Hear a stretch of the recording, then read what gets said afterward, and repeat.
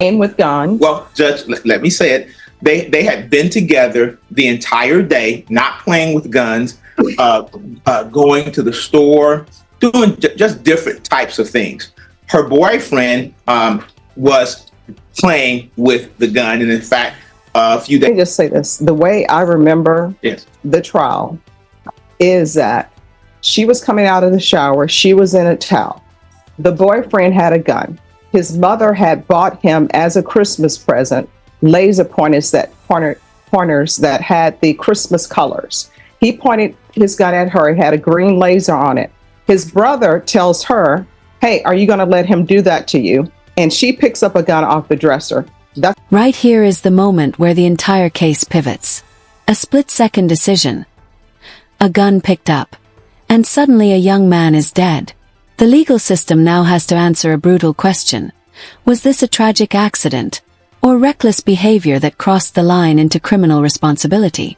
Remember, in manslaughter cases, intent isn't always the issue. Recklessness is. Notice how formal and structured this moment is. The court simply announces the case like any other, but behind that calm procedure lies a deeply emotional story. On paper, it's State of Texas versus Jenna Castillo. In reality, it's a case about young love, terrible judgment, and a life that can never be brought back. That's the way I remember the fact. She picked up a gun, and her boyfriend ended up dead.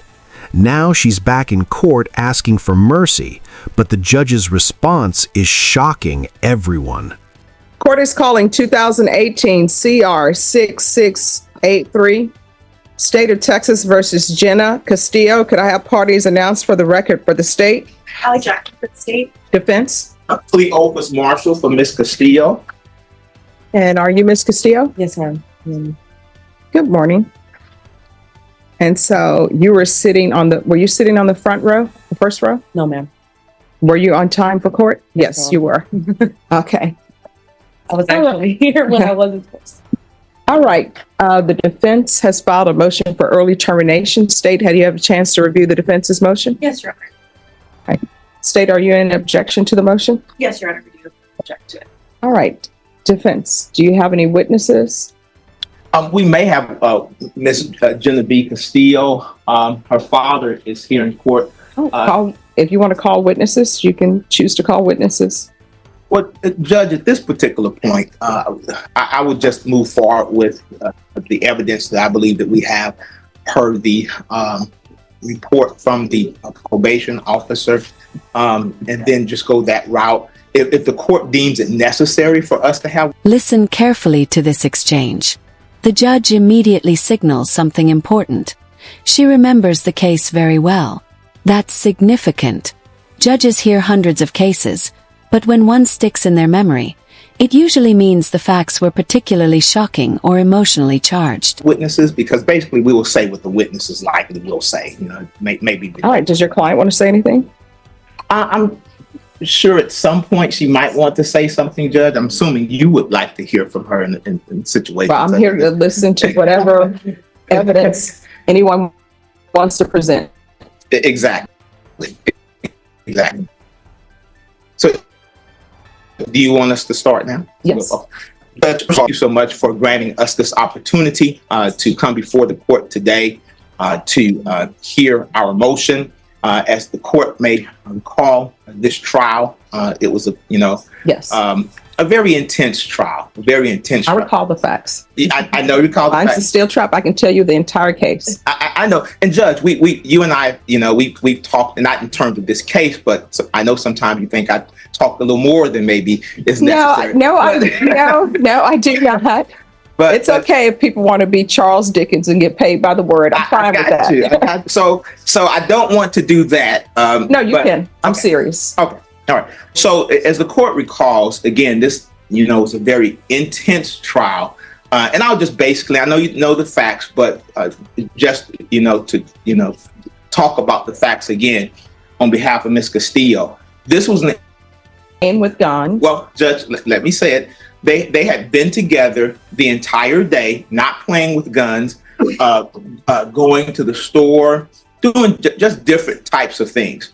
Her boyfriend was playing with the gun, and in fact, a few days earlier, I think he had played with the gun. Had nothing to do with Miss Castillo. On the day of this event, the boyfriend had a gun in his hand. Miss Castillo was attempting to leave. They wanted to go. They were planning on going out. Now we're hearing two slightly different versions of the same event, one from the defense and one from the judge's memory. And this is something you see often in real trials. Facts aren't always disputed, but interpretations are. Was the gun unloaded? Did she believe it was safe? Those tiny details can determine the difference between reckless homicide or a tragic mistake. He took the gun and he was playing with the gun that had a beam of light on it, and he was pointing it at her. His cousin comes into the room, says to Miss Castillo, "You're going to let him do you like that?" Takes a clip out of his gun. His cousin's 18 years old, takes a clip out of his gun, hands it to the evidence is either he hands it to Miss Castillo or he throws it on the bed. There was some contradiction as to how that happened. But at some point, Miss Castillo gets the gun, the clip is out of the gun. She thinks the gun was unloaded. Next thing you know, her boyfriend is shot. All right. So let me just say this. The way I remember the trial is that she was coming out of the shower. She was in a towel. The boyfriend had a gun. His mother had bought him as a Christmas present laser pointers that had the Christmas colors. He pointed his gun at her. It had a green laser on it. His brother tells her, "Hey, are you going to let him do that to you?" And she picks up a gun off the dresser. That's the way I remember the facts. There is nothing about a clip being taken out of the gun. She sees a clip out of the gun.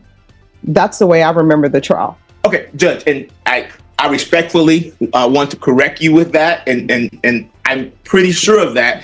The argument was that the clip was taken out of the gun. Even in closing argument, I argued that as one of the points as to why it is she did not believe that the gun could fire, because she did not believe that there were actually bullets in the gun because the clip was out of the gun. I probably spent 5 to 10 minutes arguing that point alone.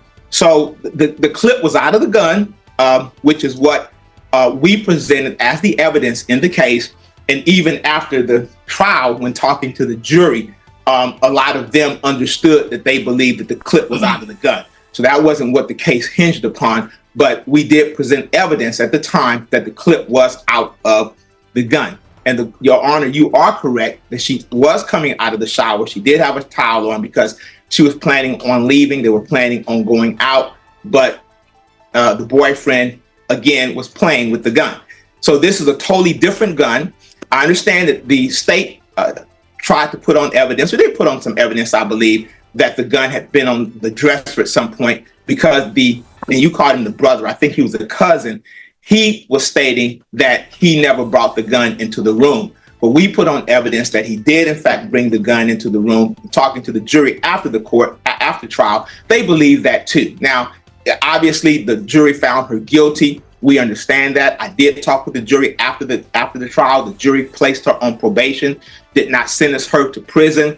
And the overall thing of it for them was that obviously, if you have a gun, you shouldn't play with a gun. That's just, and we all understand that. She understands that here today. Nobody's fighting that particular point that you should not play with a gun. But it's important for us to state that the person who was shot and killed, unfortunately, was pointing a gun at her and had been pointing a gun at her. And it wasn't until the cousin introduced his gun and gave it to her or presented it to her, put it there in front of her and told her, are you gonna let him do you like that? And she picked up the gun. There's no doubt whatsoever that she intentionally took the gun in her hand. So we're not trying to say that somehow the gun fell into her hand and she had, nothing else to do but to pick it up and shoot her boyfriend. She was not attempting to shoot him. In fact, after he was shot, she immediately rushed over to help him. She did everything she possibly could do to try to save his life. She was hysterical. When the police arrived, the deceased mother tried to say that Miss Castillo had not, in fact, shot her son, that some robbers came in the house and had shot the son. And Miss Castillo said to the police at that point, "No, that's not true. I shot him." And so the police did not have to worry about trying to investigate whether or not robbers came in the house and shot the young man, which is the story that the family was presenting to tell the police at that time. She took full responsibility at that particular time for being the one that in fact had shot him. It was not presented as a murder case. It was presented as a manslaughter case because of the reckless nature of this particular incident. After the young man was shot, again, we say that Ms. Castillo was hysterical. If you recall, she was sitting in the yard. She kept calling his name. When she went to the police station, she told the truth. She was forthcoming. She's always been forthcoming. The jury did, in fact, again, find her. This is the defense's key strategy. They're not arguing innocence anymore. The jury already ruled. Instead, they're focusing on rehabilitation. Paid all fines, completed classes, raising children, steady job.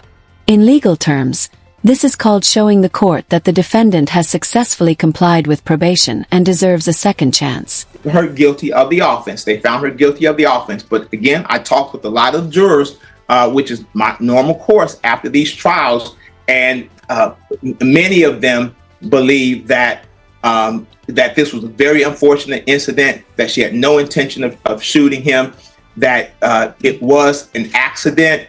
However, they felt because there was a gun involved and there was some degree of playing with the gun on her part, that she should have anticipated that something like this should happen. But they also felt it necessary that she be placed on probation. After the trial, the court, Your Honor, in talking with her, I remember or recall you intimating that you would be following this case very closely, making sure that she abided by the terms and conditions of her probation, and that if in fact there were any infractions, that could result in her going to prison. We told you at that time that we believed that she was a good young lady, that she would do the right thing, that we did not believe that there was going to be any issue with regard to that. And you intimated that, well, if not, the possibility always is that she might be early term. Of course, the court would not state at that particular point that would be something that would happen, but it gave her something to strive for. It gave her something for which to have hope. And so she has complied with the terms and conditions of her probation. She is up to date on all monies. She's paid all monies. She's done all courses that have been presented for her to do, including a parenting class. She's done all of her community service hours, 200 hours of community service. She is gainfully employed. She's raising her now 2 children. She had a son at that particular time. Her son is a straight A student in school, well-adjusted to school. She has done everything that this court has asked her to do. She is not putting this behind her because she loved the young man that was killed. That was her friend. And this has been devastating to her. And obviously, it's always devastating to the family. You can never get around that. And you would not try to get around that. But I believe that Ms. Castillo has presented herself well before this court. I don't think you've had any trouble out of her.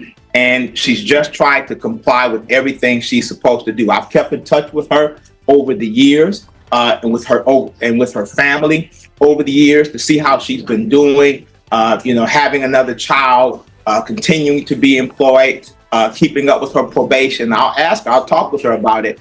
And she says, yes, Mr. Marshall. Yes, Mr. Marshall. So I just think that she is a worthy candidate. She is a worthy candidate for early termination on this case. And I would ask that the court would consider terminating her probation. All right. So the way the court remembers the facts of this case is, as I previously stated, and an expert was called to testify. And the questions that were being asked of the expert were whether or not dropping a gun, because that was part of the defense. The gun was dropped. The gun went off accidentally, and the gun hit at such an angle, a lucky angle, that killed the complainant. And then the expert testified, and I believe it was defense expert, testified that no, this gun would not go off if dropped accidentally. And there may have been some closing argument about then maybe she didn't know the clip was loaded or not loaded. State? After the state, if I may. Sure. For argument or about the facts, Judge? Because you're the one with the facts. No. I'll hear your argument. Yes, Judge. At this point, a jury did, hear all the facts, and they heard them as you did, Judge, and they still returned a verdict of guilty.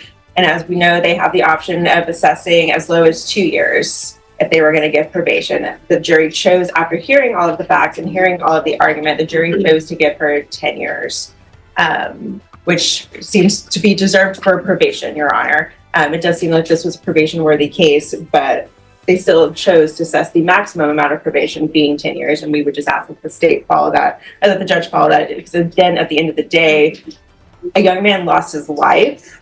And as we both know from other, expert testimony, just because there's not a clip doesn't mean that the gun's not loaded. And first rule of gun safety, you don't point a gun at somebody unless you intend to fire it. And if I may, Your Honor, and that's just not the facts of this particular case. I believe the fact in this case, which was undisputed, that she had never personally handled a gun before. Also, when talking about whether the gun fell to the ground or not, I don't believe our argument was that she dropped the gun. Our argument was that because of the type of gun it was a gun that had been known to have a quick trigger. And so questions were elicited as to whether or not, if the gun was dropped, so on and so forth, would it fire? And our expert, which we knew what he was already going to say, basically said with respect to that gun, no. But what we were really getting to was the nature of the quick trigger in this particular case, because there was some issue as to whether or not this gun fired with a quick trigger. And so when having the gun in her hand, is she intending on firing the weapon, shooting her boyfriend, so on and so forth?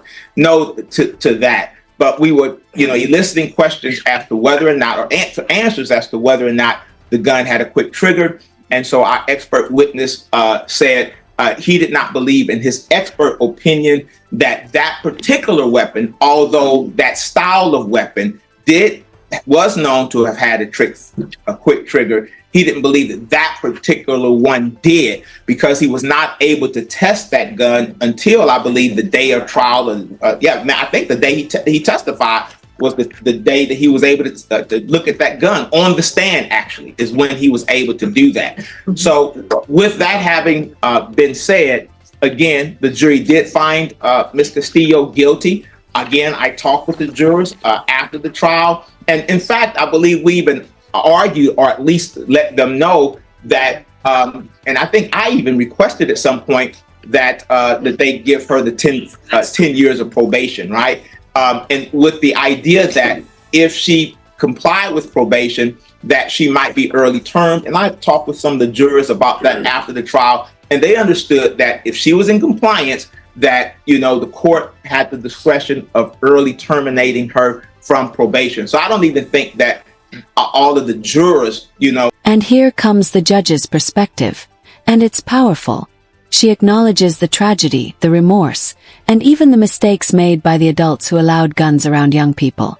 But then she brings the focus back to the central truth of the case. Someone died. And when a life is lost, courts must balance compassion with accountability. Really thought it necessary that she do all of the 10 years. What they thought was really most important was, one, that she understands the nature of what had occurred in this particular case and how serious it was.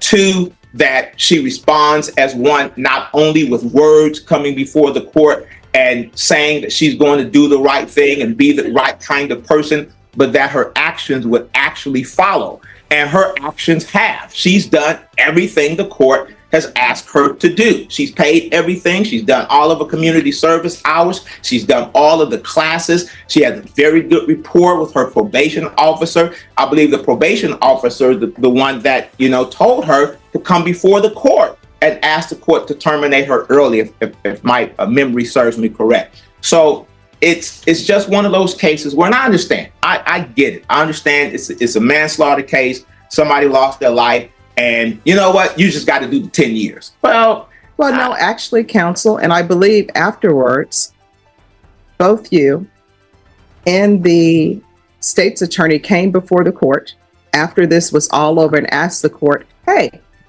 if we would have came for you on an open plea, do you remember that conversation? and I believe you said that you might would have given her deferred adjudication. No, what I said was that if you all had come to me on an open plea, that I would have given her deferred because these were two young children playing around with guns. That's what happened. Two young children playing around with guns, and I said their parents were allowing them to play house and play around with guns, and I would have given her deferred adjudication. But where we are now is she hasn't even done 5 years on probation yet. And in the big scheme of things, somebody is dead. I understand that she loved him. I do remember the facts of the case. I remember her being on the sidewalk when the police came and she was telling them that she shot him. And the complainant's mother is saying she doesn't know what she's saying. She's in shock. Robbers came in. I remember that. So I want you to know that I remember all of this. I remember that you were very distraught because the person that you loved died, right? And I know you didn't mean to kill him. That's why it's a manslaughter case. And I know that part of the fault, and I don't like to pass blame around, but parents should not have allowed children to be playing with guns. And I remember listening to the testimony and thinking to myself, I didn't know laser pointers now come in Christmas colors, holiday colors. You know, why are people marketing holiday colors for people, and especially children? But my problem with this case in granting you early term is you haven't even done 5 years yet. This is from 2020. You need to at least have done half the time. And I know you can come forward at a third of the time, but at the end of the day, someone's dead. And I'm not trying to make you feel any worse than you already feel.